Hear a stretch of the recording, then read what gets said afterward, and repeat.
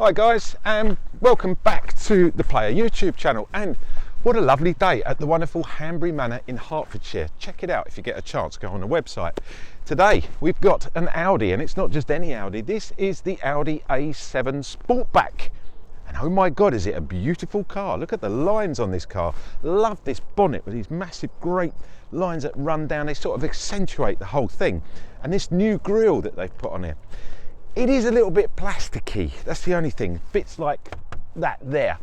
That is a proper hole in there, that is an air intake, but that is unnecessary. This car is so pretty, it doesn't really need all these bits of plastic shoved on it.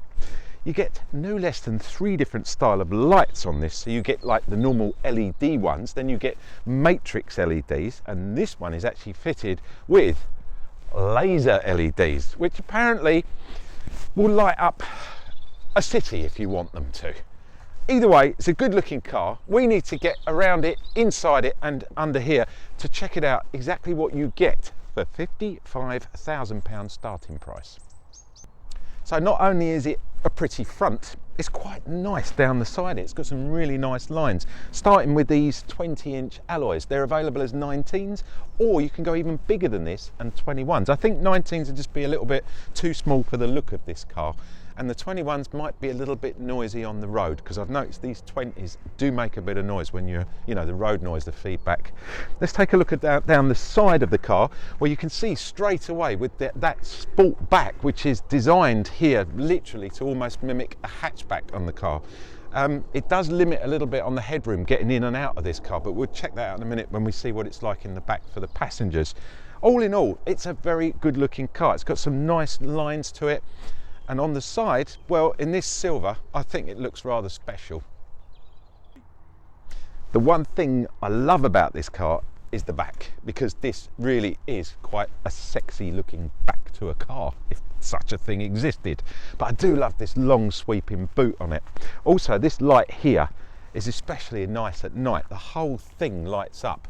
They've gone to a lot of effort with this, with the LED rear lights as well. The only thing where I think it lets itself down is it's got, again, like the front, it's got a lot of plastic along here. They could have put a couple of nice, chrome tailpipes through there, giving it that little bit more sporty look. Let's check out in the boot. It's electronically assisted. You use the key if you want, or there is a handle here, but I'm going to use a key. You have to hit it twice. And there you go, nice and easy. I think that's a nice little touch, but then for the money you're paying for this car, I'd almost expect that. So what do we get inside here? Well, first of all, we get the dreaded parcel shelf. So you know what we do with these, we get rid of them. I'm not going to throw that on the floor because it is actually quite a nice one. I don't want to damage it. You get a 12-volt adapter just in here, which is quite nice. And you get a couple of shopping bag holders, which are just up here. But the one thing you've got to notice is, look at the size of how much space you get in here. It's absolutely huge, and you've got this lovely configuration with the seats where you can split each one down or take the whole lot down, which will almost double the size that you've already got in here. Not that I think you will ever need to do that.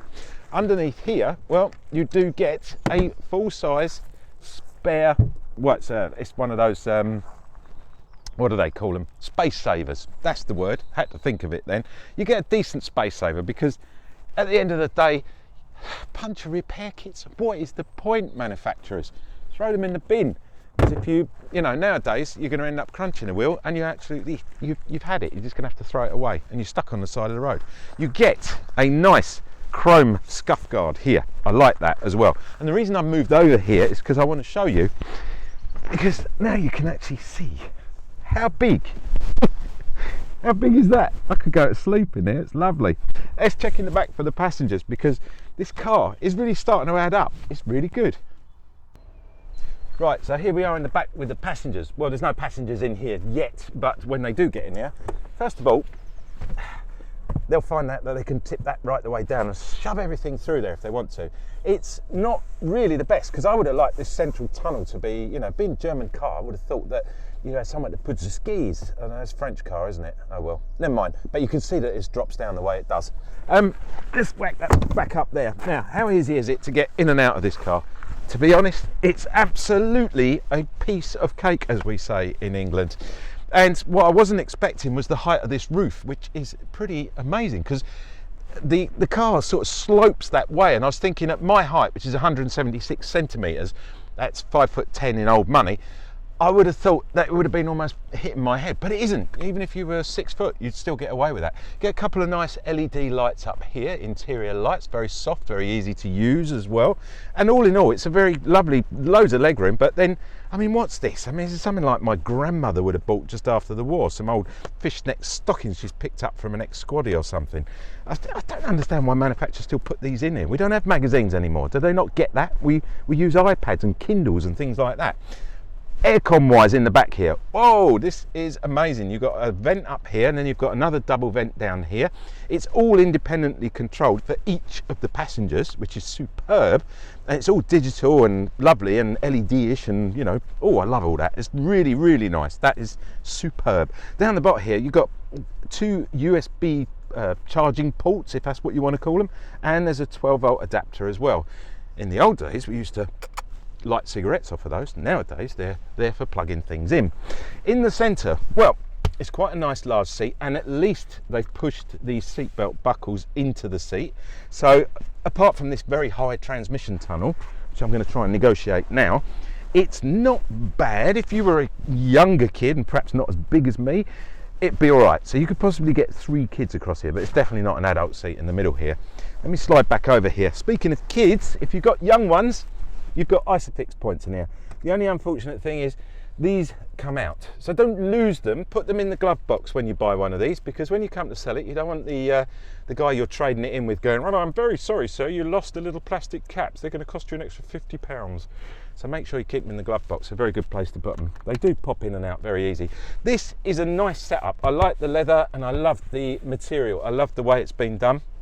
The whole thing in the back here is extremely well put together for passengers, but they're not the people paying the money for this car. So let's jump in the front and see what the money man gets for his money. When you get out on the road in the Audi A7 Sportback, the first thing you start to realise straight away is the sheer comfort level in this car. It's very, very similar to the Audi A8, which is the top of the range, the big luxury car that Audi produced, and yet it's got more of a feel of the A6 Saloon about it. It's got that more sort of feel, but this isn't a saloon, as you well know. You've seen around the back, I showed you. This is a hatchback, and back there is flat pack heaven. Trust me, you can load that to the absolute top of the windows with an entire household of flat pack items. The car, well, it's built to drive. It's built for distance. The idea is you get in this car, you can drive from London to Paris, and you'll get out as if you've driven down to the bottom of the road to put some fuel into the car. That's the sort of level of comfort we're talking here. It comes with a number of different safety aids as well. One of them I really don't particularly like, and that's the autonomous braking. I've had a couple of run-ins with this car where it's taken over from me and thought that I wasn't capable of deciding whether to brake or not, and it decided to lock everything up and brake on a roundabout, for example. Not too keen on that. There's no distance control on the cruise control setting here. Great cruise control setting, but you know, nowadays I expect a distance control on it. Turbo lag on this car is not very good. Watch this, I put my foot down. It takes a good couple of seconds to actually get into, you know, to realise I'm demanding a little bit more pressure from it. However, I've tried that in different the modes. There's 6 different modes. I've tried that in the sport mode. Doesn't make any difference at all. There's always that slight, just that little timing between the two. And it does make you feel a bit uncomfortable. Steering wheel's great. It's got lovely loads of bits and pieces on it. Very simple and easy to use. You've got a voice recognition system here. It's like Audi's own Siri system, so you can talk to it. It's very minimalistic, shall we say. So I can ask it what the weather is where I am now. Why would I want to know that? I can look out the window. I can ask it to turn the temperature up and down. But there again, why would I want to do that when I've got a lovely glass screen here with a beautiful digital temperature system that I can just push the button? It's sheer laziness and indulgence into the geeky world of gadgets. There's a telephone system here. It does come with standard Android mirroring and Apple Play, which is good because sometimes you have to pay extra for that. In the centre here, you do get wireless charging. There's a couple of USBs and some SD cards there as well. You get a lovely double cup holder, and there is a 12-volt adapter as well. So that's really nice. On this particular car, on all of these, on all the A7s, not just this particular car, you get a 7-speed S-tronic gearbox, that famous Audi S-tronic, which is beautiful. There's no denying that. And of course, this is the Quattro, so don't forget it's all-wheel drive as well. And for a car like this with all-wheel drive, you're basically ticking almost every automotive, want in the book. There is also something which probably a lot of people don't realise. There's an option to have this as an all-wheel steer car, and you probably think, why would I want all-wheel steer? Well, to be honest, when this car is going slow, it's a long car, and if you're trying to reverse into a spot, it's very, very handy for parking and manoeuvrability. And at the same time, even at high speed, when you're out in the car, the all-wheel steer sort of sets it up so you get far more balance over the car, far more stability as well. It's really, really good. I love the digital instrument display. There's a little button here on the left which says view, and if you push that, you can actually minimize your tachymeter and your speedo. So you push it once and it just drops down distance, and then you can have the whole map right the way across. And at night it's really nice. It's not the luminosity is really nice. It's just perfect, it doesn't glare at you. And then here in the center with this big TFT touchscreen, it's fantastic. You've got the map again if you want it. You've got DAB radio. You can have all your tunes pumped in via your phone. It's just so really, really nicely set up. I can't really describe how good it is until you actually give one a test drive. Now, when you go out and give this car a test drive, see if you can get in one that's got air suspension, because there's a number of different suspension options on this car. You've got like a sports suspension setup which you can buy, or you can have an adaptive, intuitive suspension setup, or like this one has got, this is the air suspension. It is phenomenal. It's well worth having a test drive in. There are 4 different engine types, 2 3-litre V6s, diesel and a petrol, and there are now 2-litre 4-cylinder versions as well. Again, they come as the diesel or the petrol, so it's plenty of choice there. Economy wise, well, this one's about 23, 24. It is not going to be the most economical of cars, but then you suffer that a little bit for the luxury and the comfort in the ride that you're getting with this type of car. There's a number of different options when buying as well, so take a good long time over what you don't add stuff to this car. Buy it as it comes, because to be honest, it's got enough on it. You don't need to keep, and it gets very expensive. So from around £54,000 UK pounds upwards, or you can go down the lease rental agreement, which is around 530 UK pounds a month. I think all in all, it's a value for money car, especially if you do a lot of driving. And I'd probably plump, this isn't the diesel, this is the petrol, the TFSI. I'd probably plump with the TDI, which is the diesel version of this car, if I was going to buy one for myself. I love the car. It's got a great all-round vision. It's got these acoustic windows attached to it, which keep the sound within, and it really is a lovely place to sit and drive. And I would thoroughly recommend and suggest that you go out and give one a good test drive. There are plenty of Audi garages all over the place. You've been watching me, AJ the Player. I hope you've enjoyed what you're watching.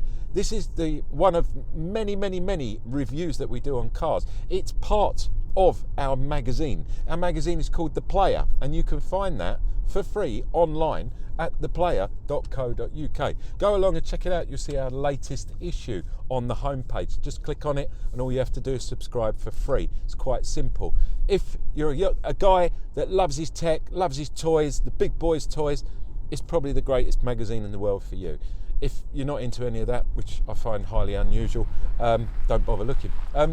Like I say, you've been watching me, AJ the Player. Thank you. Don't forget, subscribe, like and comment. I love your comments when they come in. It's really interesting.